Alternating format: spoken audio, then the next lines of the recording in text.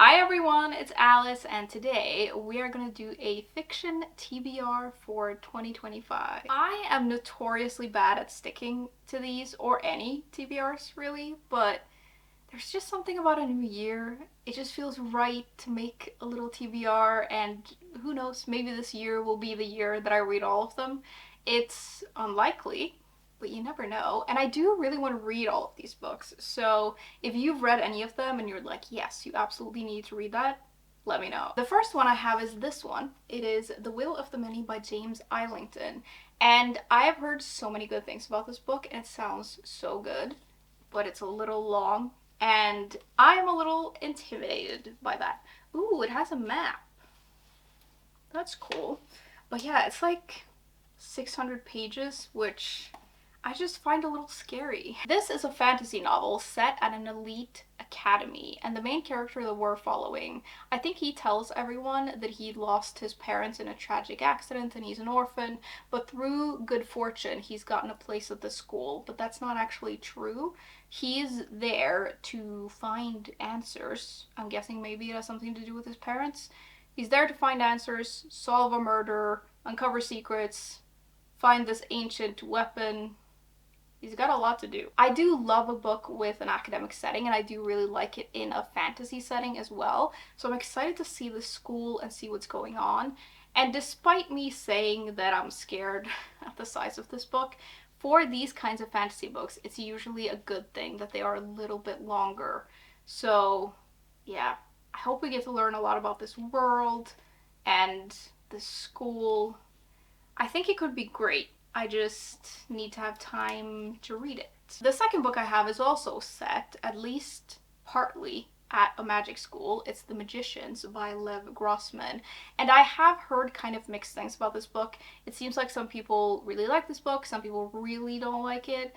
And so I don't know, but this is a book that I remember, like when it came out, I was like, yes, I want to read that. And then it took me a couple of years to pick up this copy, but I've wanted to read it since it came out, and I think I just need to do it. It follows a character who, when he's in high school, he's obsessed with this fantasy series, and then when he graduates high school, he gets a place at this super secret, super elite magic school, and that's pretty surprising, but he goes, and then I think when he graduates, he finds out that the fantasy world that he was reading about in that series that he was obsessed with is actually real, but I think the world turns out to be way more dangerous and way darker than he thought. I just think the premise of that sounds so good, so I'm just gonna have to try it out. I do also really love this cover, and again, like a magic school is just, it's always intriguing. Next, we have a book that I really need to read. I have a friend who recommended this book to me, and they're still kind of mad at me that I haven't read it, and it's been a long time now. So I think if I don't do it soon, they will come for me, and I'm scared. It's The Lies of Lamora by Scott Lynch, and this does sound perfect for me. It's like kind of adventure, and I love adventure books. It's fantasy, I like fantasy, so I really should just read it. This is set on this mysterious island that's all city, I think, and the main character that we're following is the leader of a band of thieves, and they call themselves the Gentleman Bastards. And I think what happens is that one of his enemies tries to take over his business or whatever he's doing, and things get a little dicey.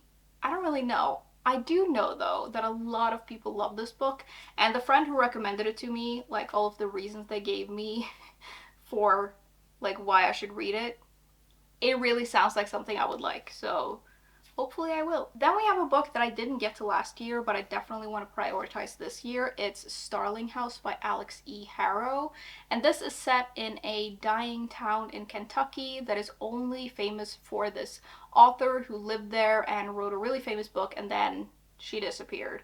And I think right after or right before she disappeared, this house appeared in this town called Starling House, and everyone in town agrees that staying away from that house is probably best, and it's best to just let the heir of the house who lives there, just let him rot in peace, I guess. The character that we're following, I think, gets a job at this house, and despite thinking, maybe it's not a good idea. She takes it, I think, because she's desperate. And then she starts working there, and I'm guessing there's something really weird about this house. I'm really looking forward to the gothic vibes in this, and I'm intrigued to see what this house is like. And I'm also excited because so many of you have recommended this book to me. People tell me all the time that I'm gonna love it, so hopefully I will. Also, I do really like this cover. Every time I see this book, I'm like, yes, I need to read that. Shifting gears a little bit, we have a contemporary fiction book. It's Forgotten on Sunday by Valérie Perrin. And I just want to read this because one of my favorite books from last year was Fresh Water for Flowers. I'm obsessed with that book. It's one of the best books that I've ever read. And I just want to read anything this author has ever written. Like, I want to make my way through all of her books, and this is the one that I have, so I think this is going to be the next one that I read by her. This follows a 21-year-old woman who has lost her parents, and she has grown up with her grandparents, I think, and she works in this retirement home.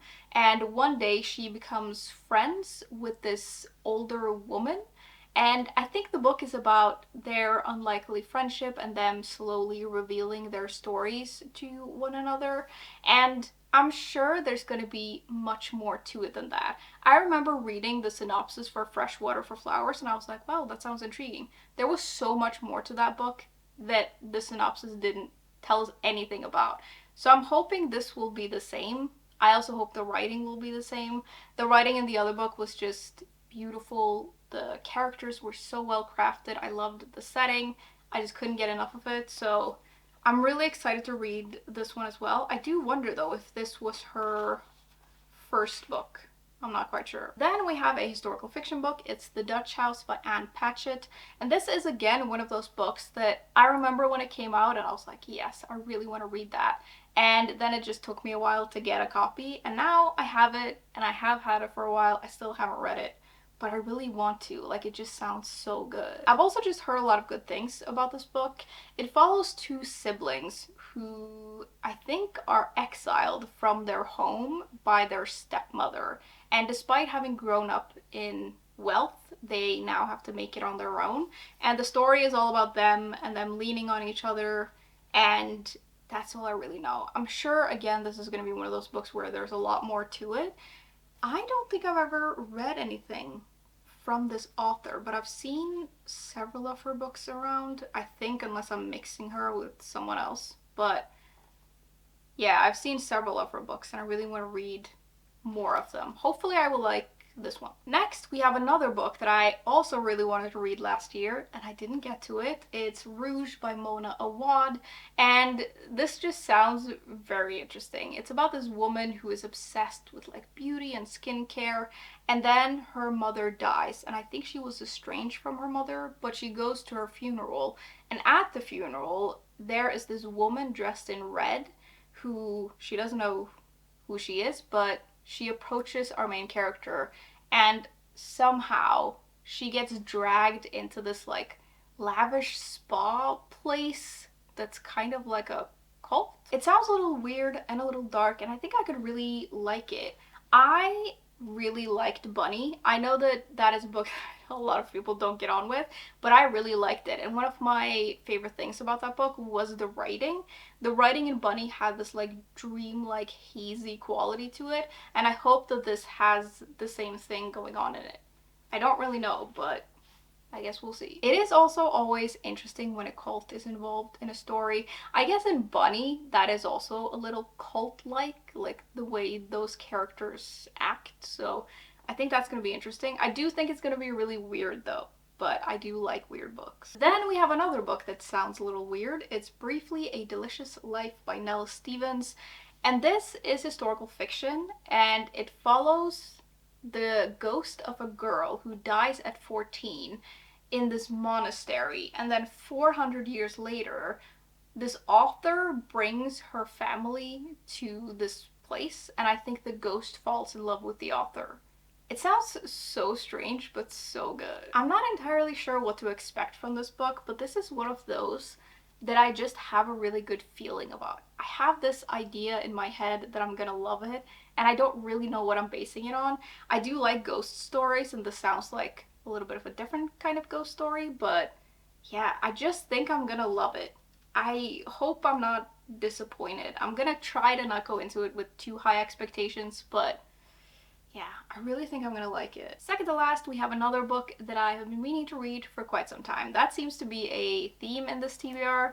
It's kind of a theme in a lot of my TBRs when I think about it. I have a lot of books that I would like to get to, and there is never enough time, unfortunately, but it's This Is How You Lose the Time War. This is a science fiction book about two rival agents during a space slash time war, I don't really know, who start corresponding with each other, and they start by taunting each other, but then their correspondence turns into something more, something friendly, and maybe something romantic. I don't really know, but I just think this is going to be great. It is an epistolary novel, so that's cool. I really like those. And I really don't read as much science fiction as I want to. And I think this is the kind of science fiction that I like the most. I do like traditional science fiction as well, but yeah, sometimes I find those books a little bit intimidating. But I really think I'm going to like this. It also says on the back that it's intimate and lyrical, which I really like. And I really like books that deal with time. I think that's a really cool thing when that appears in books. Lastly, we have a book that I haven't even hauled yet. I got this book right after I'd filmed my previous haul, but I just have to mention it. It's Intermezzo by Sally Rooney. And I'm sure this needs no introduction, at least this author probably doesn't. And I am so intrigued about this book, and I'm really wondering how it's going to go for me. I read Normal People, and I loved it. It's such a good book. And then I tried reading one of her other ones that's like Beautiful World something. Beautiful World, Where Are You? Can't remember, but it has a blue cover. I've tried reading that book several times. I cannot get into it for whatever reason. And so I don't know how this is going to go for me, but the story really sounds like something that I could like. It follows two brothers who seem to have very little in common. One is a very successful lawyer, and the other is a competitive chess player who seems to be like, doesn't really like being around other people. I'm not quite sure. And I think the story is about how these brothers come together after they lose their father unexpectedly. And so it's a story about grief and love. And I just think it sounds really good. I loved the writing in Normal People, so I hope that the writing is the same or similar in this. I don't know why I couldn't get into that other book of hers. I don't know if it was just my mood. But yeah, I think I'm going to try this next by her and see what I think. I do also want to read this while it's still relatively new because, yeah, it's just exciting to read books when they're still like, I don't know, everywhere, I guess. I really wonder how I'm gonna get on with this. That was the last book in my stack though. Obviously, I could have a lot more books in the stack. The books might be different tomorrow if you ask me. It changes all the time. I am a mood reader, which is why making TBRs doesn't always work for me, but it's just fun to make them. And today, this feels like the top books that I want to read this year. Now, I'd love to know if you have read any of the books that I mentioned, or if you have made a TBR for the new year yourself. Or if there's just any particular books that you'd like to get to this year, I'd love to hear about it. As always, thank you very much for hanging out with me today, and I will see you soon. Bye!